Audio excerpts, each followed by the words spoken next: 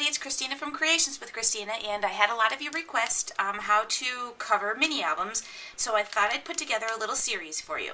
So this is the first part of our series, and the first thing we're going to go over is how to cover your mini album. I'm going to start off with a basic shape mini album, which is going to be a 4x6, but I just wanted to go over a couple of things with you.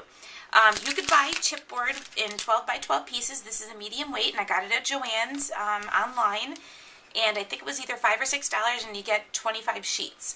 Love this if you're just going to do a basic square or rectangle, really, mini album, but it's also great for running through your big shot. So we'll go over some of that when we start putting together an album, but I just wanted to show you this. Okay.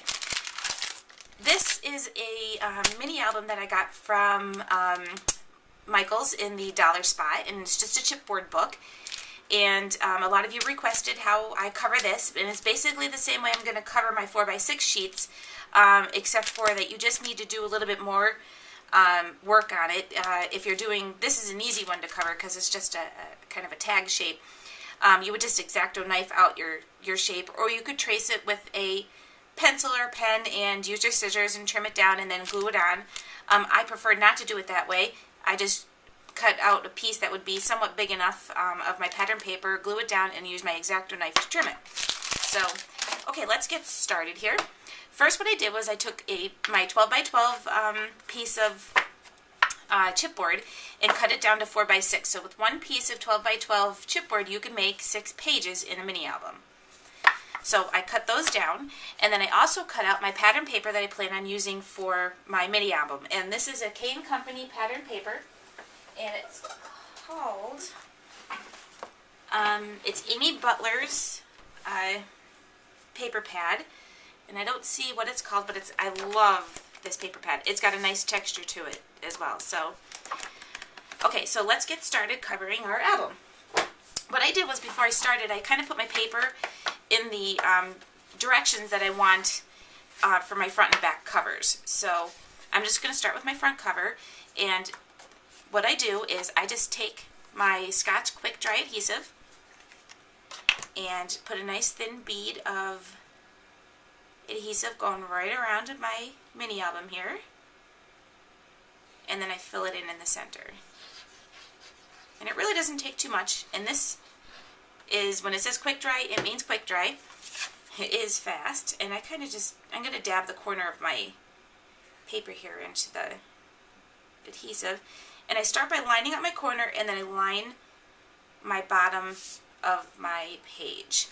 And we're just going to smooth that out, and I got some adhesive, and I'm looking for my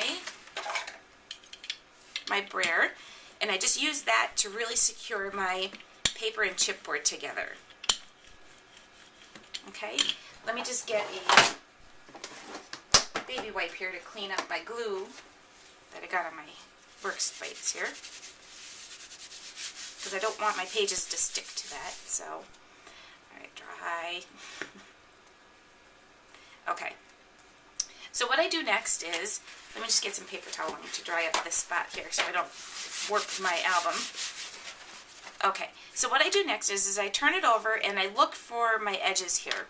And anything that's hanging over, I just use my X-Acto knife to trim off.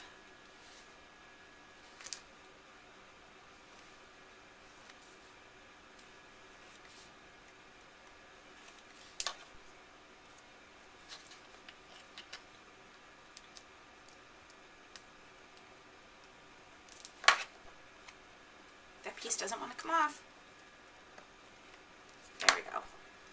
Okay, and I'm not too concerned about little pieces that are still hanging. I'm just going to let them go. And I see a little piece right here that needs to be trimmed, because what we're going to do is we're going to file the edges, and that's going to make a nice smooth edge on our pages. Okay, so now I'm ready to cover the back side. Super easy, isn't it? So I'm just going to go ahead and put my adhesive down, running a bead right along the edges, or off the edges if you're sloppy like I am. And just filling in the center.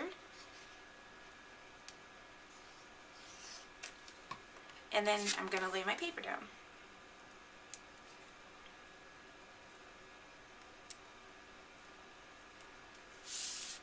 Okay, and again using my brayer, just going to smooth out, and this just helps get that good adhesion.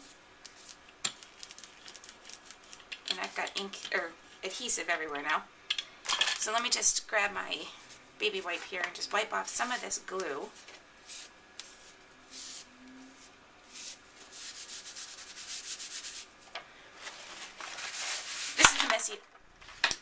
This is a very messy part for doing mini albums, but alright, and now what I'm going to do is just trim off any excess that I see hanging from the other side, just this side.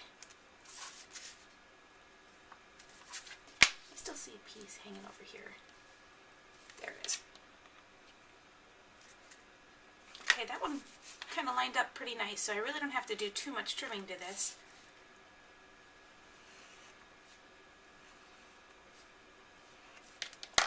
Okay, that's it.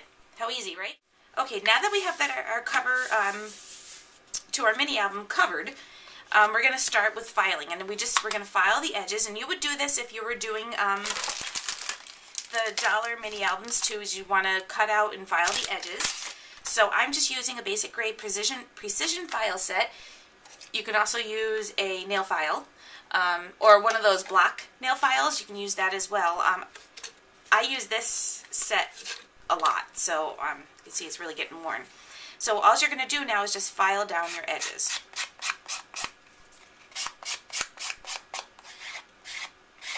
And as you're filing, you want to file down, don't file up, because if you file up, you're going to lift your paper off your chipboard, so we don't want to do that, especially because it's still a little bit tacky.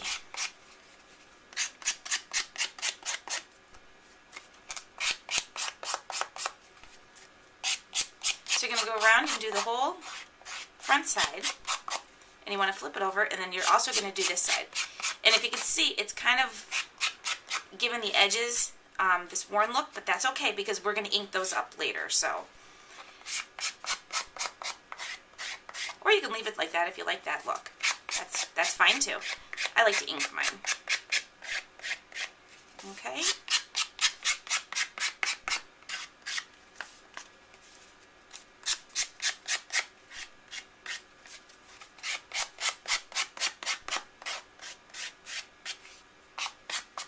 Okay, so that's it. That's the basic steps of filing or covering your mini album. And what I do is I do all of my pages first. That's just the way I like it. You could do it little by little. You could do each page as you plan your layout. But I like to do all of mine at one time because this way I know what pattern papers I want next. So, okay, stay tuned for the next episode of Creations with Christina when I will show you what I do to bind my mini albums. See you next time. Bye!